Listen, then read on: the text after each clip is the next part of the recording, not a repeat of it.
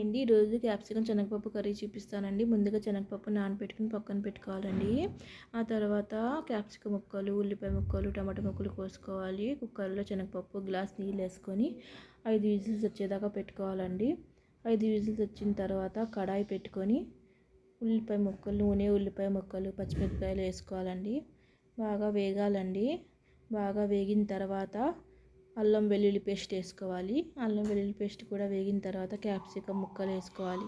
Capsicum ముక్కలు, ఉప్పు, కారం, పసుపు, ధనియాల పౌడర్, గరం మసాలా పౌడర్ అవన్నీ వేసుకొని బాగా కలుపుకోవాలండి. కలుపుకున్న తర్వాత టమాటా ముక్కలు కూడా వేసుకోవాలండి. టమాటా ముక్కలు కూడా వేగిన తర్వాత ఒక 2 నిమిషాలు వేగాలండి. వేగిన తర్వాత నీళ్ళు వేసుకోవాలండి.